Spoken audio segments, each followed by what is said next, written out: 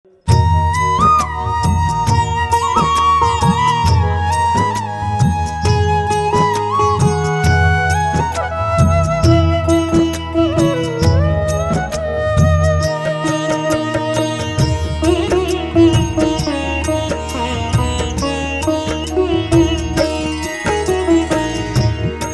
राम जय राम जय जय राम।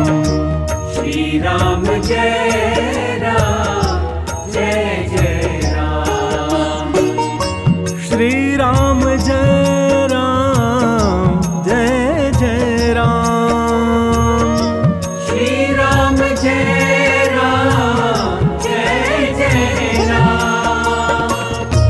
श्री राम जय राम जय जय राम। श्री राम जय राम जय जय राम। श्री राम जय राम जय जय राम। श्री राम जय राम जय जय राम। श्री राम जय राम जय जय राम। श्री राम जय राम जय जय राम। श्री राम जय राम जय जय राम।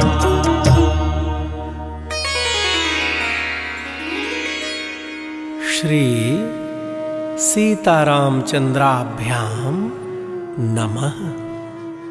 श्रीमद् वाल्मीकीय रामायणम अयोध्याकांडम 61तमः सर्गः।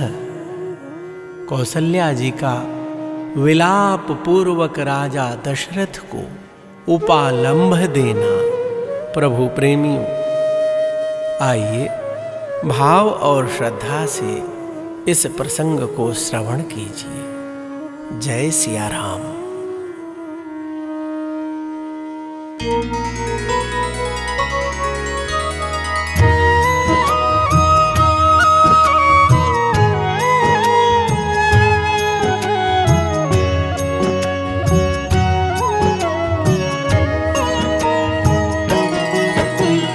वनं गते धर्मरते रामे रमयतां वरे कौसल्या रुदती चार्ता भर्तारम् इदमब्रवीत् यद्यपि त्रिषु लोकेषु प्रथितं ते महद्यशः सानुक्रोशो वदान्यश्च प्रियवादी च राघवः। भक्तजनों, प्रजाजनों को आनंद प्रदान करने वाले पुरुषों में श्रेष्ठ धर्मपरायण श्री राम के वन में चले जाने पर आर्त होकर रोती हुई कौसल्या जी ने अपने पति महाराज दशरथ जी से इस प्रकार कहा। हे महाराज, यद्यपि तीनों लोकों में आपका महान यश फैला हुआ है, सब लोग यही जानते हैं कि रघुकुल नरेश दशरथ बड़े दयालु हैं, उदार और प्रिय वचन बोलने वाले हैं।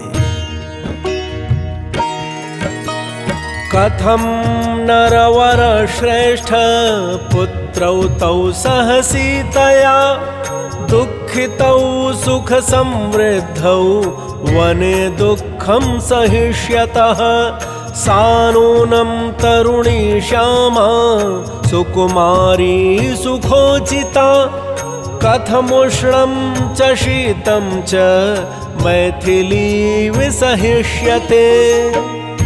प्रभु प्रेमियों, कौशल्या मैया कह रही हैं महाराज दशरथ जी से, हे नरेशों में श्रेष्ठ आर्यपुत्र, तथापि आपने इस बात का विचार नहीं किया कि सुख में पले हुए आपके वे दोनों पुत्र सीता के साथ वनवास का कष्ट कैसे सहन करेंगे।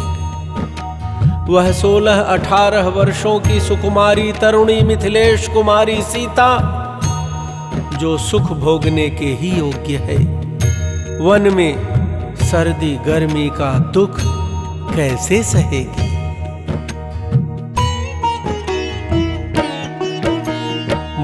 त्वाशनं विशालाक्षी सूपदंशान्वितं शुभं वन्यं नैवारमाहारं कथं सीतोपभोक्ष्यते गीतवादित्र निर्घोषं श्रुत्वा शुभसमन्विता कथं क्रव्याद सिंहानां शब्दं श्रोष्यत्यशोभनम्।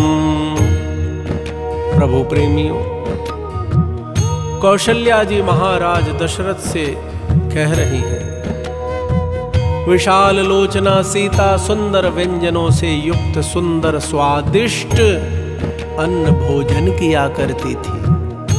अब वह जंगल की तिन्नी के चावल का सूखा भात कैसे खाएगी? जो मांगलिक वस्तुओं से संपन्न रहकर सदा गीत और वाद्य की मधुर ध्वनि सुना करती थी, वही जंगल में मांस भक्षी सिंहों का अशोभन अमंगलकारी शब्द कैसे सुन सकेगी?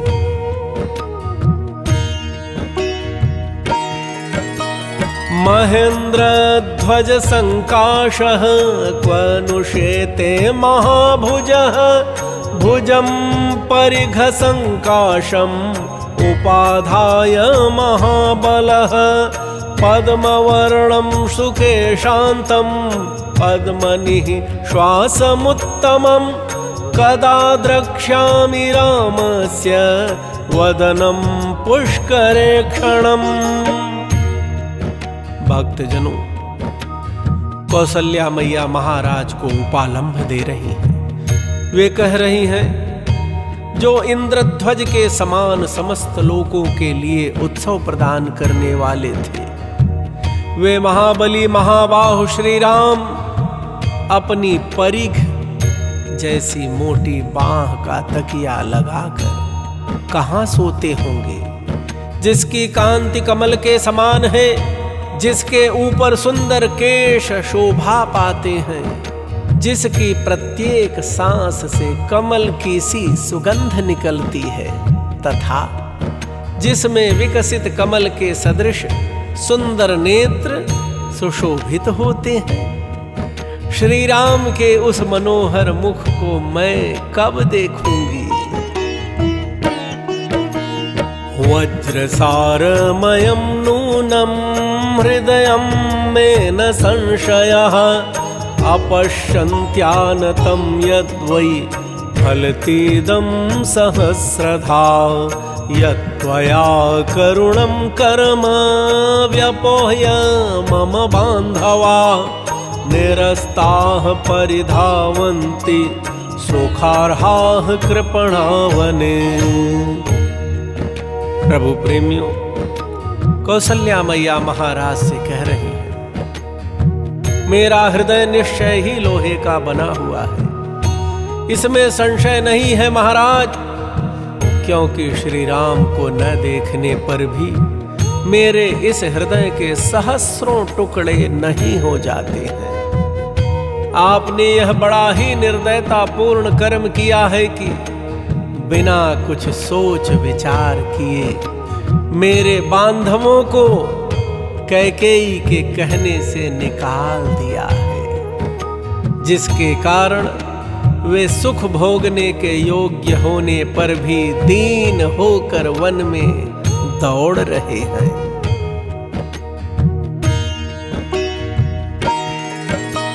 यदि 15 वर्षे राघवः पुनरेष्यति जहयाद्राज्यं च कोशं च भरतो नोपलक्ष्यते भोजयन्ति किल श्राद्धे केचित् स्वानेव बान्धवान् ततः पश्चात् समीक्षन्ते कृतकार्या द्विजोत्तमान्।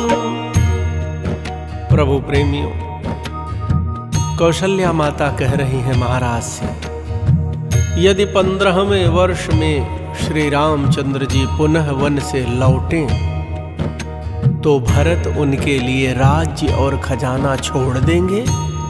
ऐसी संभावना नहीं दिखाई देती।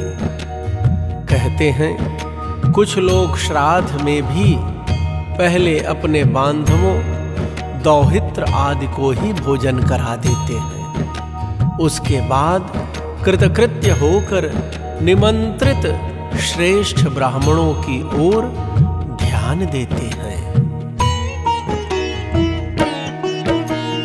तत्र ते गुणवन्तश्च विद्वांसश्च द्विजातयः न पश्चात्तेऽभिमन्यन्ते सुधाम् अपि सुरोपमाः ब्राह्मणेष्वपि वृत्तेषु भुक्तशेषं द्विजोत्तमाः नाभ्युपेतुमलं प्राज्ञाः शृङ्गच्छेदम् इव ऋषभाः।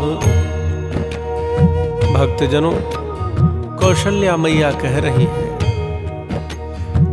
परंतु वहां जो गुणवान एवं विद्वान देवतुल्य उत्तम ब्राह्मण होते हैं, वे पीछे अमृत भी परोसा गया हो तो उसको स्वीकार नहीं करते हैं।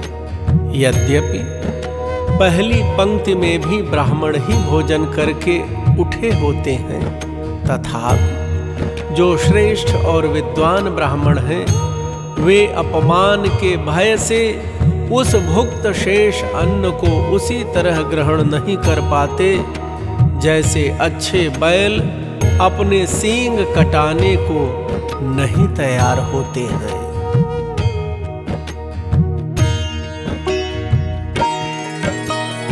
एवं कनीयसा भ्रात्रा भुक्तं राज्यं विशाम्पते भ्राता ज्येष्ठो वरिष्ठश्च किमर्थं नावमन्यते न परेणाहृतं भक्ष्यं व्याघ्रः खादितुमिच्छति एवमेव नरव्याघ्रः परलीढं न मंस्यते।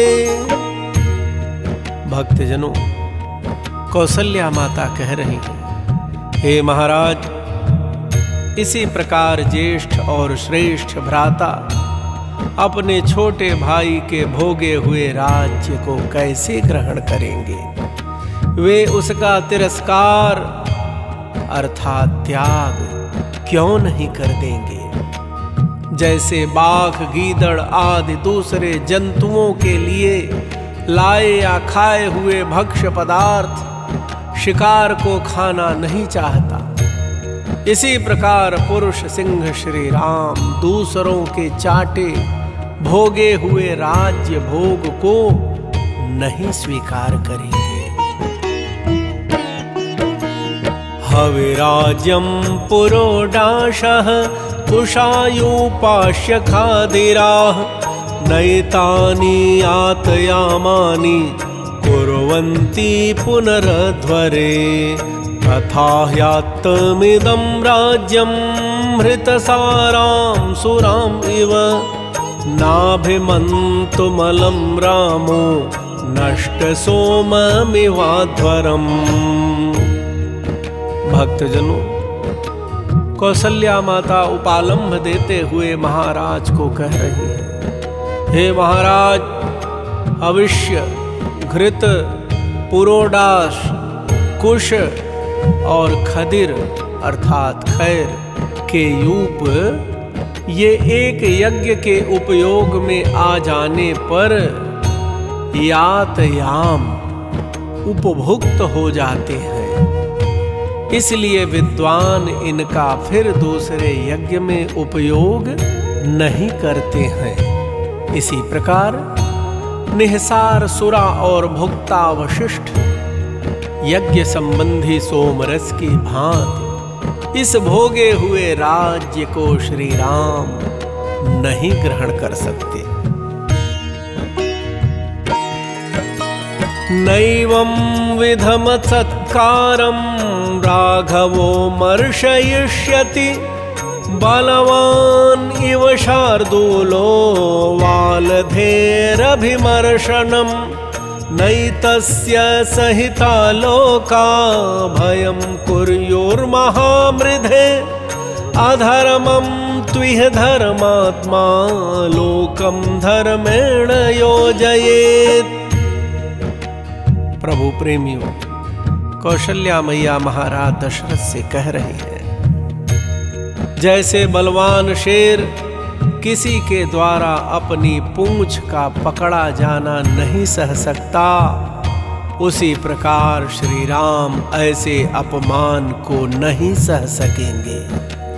समस्त लोग एक साथ होकर यदि महासमर में आ जाएं तो भी वे श्री रामचंद्र जी के मन में भय उत्पन्न नहीं कर सकते। तथापि इस तरह राज्य लेने में अधर्म मानकर उन्होंने इस पर अधिकार नहीं किया। जो धर्मात्मा समस्त जगत को धर्म में लगाते हैं, वे स्वयं अधर्म कैसे कर सकते हैं। नन्वसौ काञ्चनैर्बाणैर्महावीर्यो महाभुजः योगान्त इव भूतानि सागरान् अपि निर्दहेत् स तादृशः सिंहबलो वृषभाक्षो नरर्षभः स्वयं एव हतः पित्रा जलजेनात्मजो यथा। भक्तजनों, कौशल्या मैया कह रही हैं महाराज से, महाराज वे महापराक्रमी महाबाहु श्री राम अपने सुवर्ण भूषित बाणों द्वारा सारे समुद्रों को भी उसी प्रकार दग्ध कर सकते हैं जैसे संवर्तक अग्निदेव प्रलय काल में संपूर्ण प्राणियों को भस्म कर डालते हैं।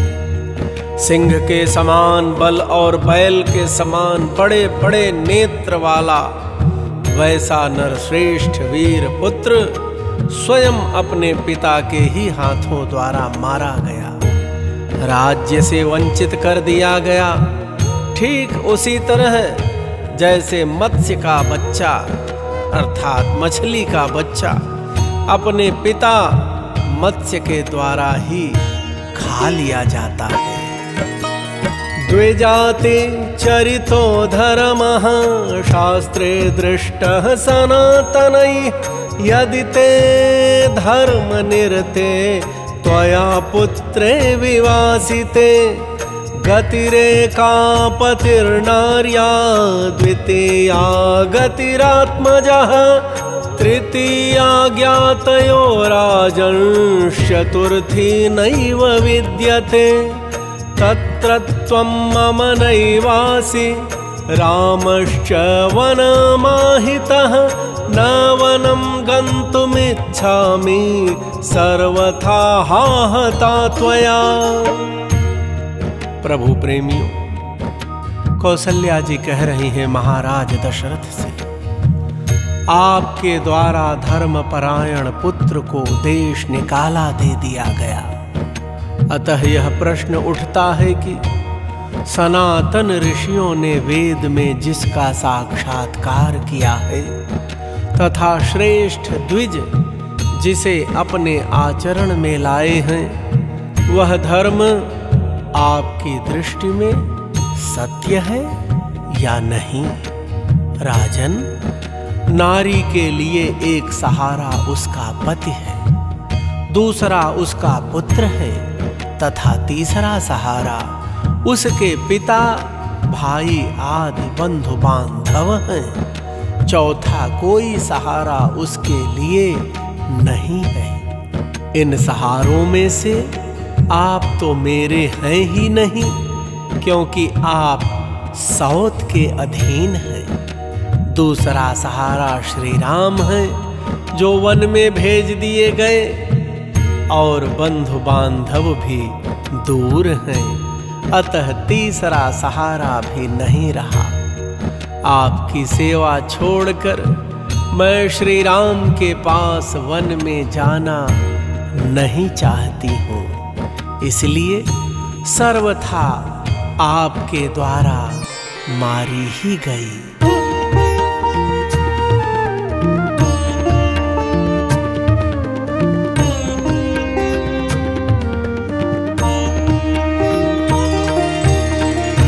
हतं त्वया राष्ट्रमिदं सराज्यं हता स्म सर्वाः सह मन्त्रिभिश्च हता सुपुत्रास्मि हताश्च पौराः सुतश्च भार्या च तव प्रहृष्टौ। प्रभु प्रेमियों, महाराज को उपालंभ देती हुई कौशल्या जी कह रही हैं, आपने श्री राम को वन में भेजकर इस राष्ट्र का तथा आसपास के अन्य राज्यों का भी नाश कर डाला, मंत्रियों सहित सारी प्रजा का वध कर डाला। आपके द्वारा पुत्र सहित मैं भी मारी गई और इस नगर के निवासी भी नष्ट प्राय हो गए। केवल आपके पुत्र भरत और कैकेयी दो ही प्रसन्न हुए हैं।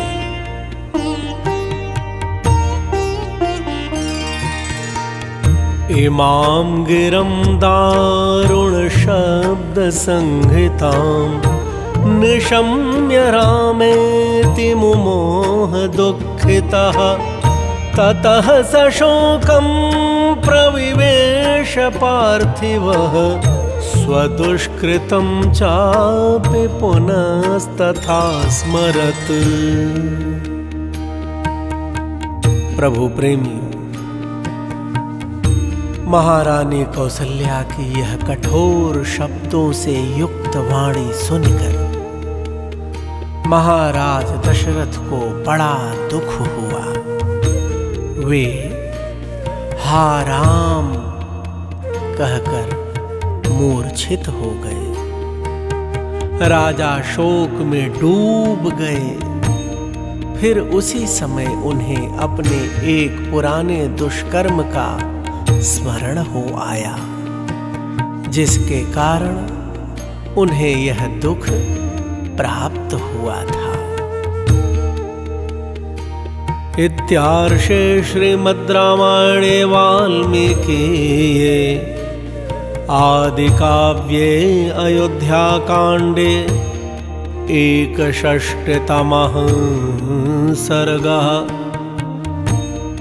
प्रभु प्रेमियों, इस प्रकार श्री वाल्मीकि निर्मित आर्ष रामायण आदि काव्य के अयोध्या कांड में 61वां सर्ग पूरा हुआ। भगवान श्री राम लला सरकार श्री अयोध्यानाथ आप सबका सदा सर्वदा मंगल करें। आप सभी प्रभु प्रेमियों को प्रेम प्रकाश दुबे का सादर जय सिया राम। श्री राम जय राम जय जय राम। श्री राम जय राम जय जय राम। श्री राम जय राम जय जय राम।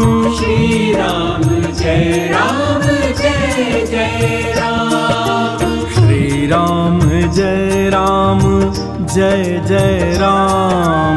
श्री राम जय राम जय जय राम। श्री राम जय राम जय जय राम।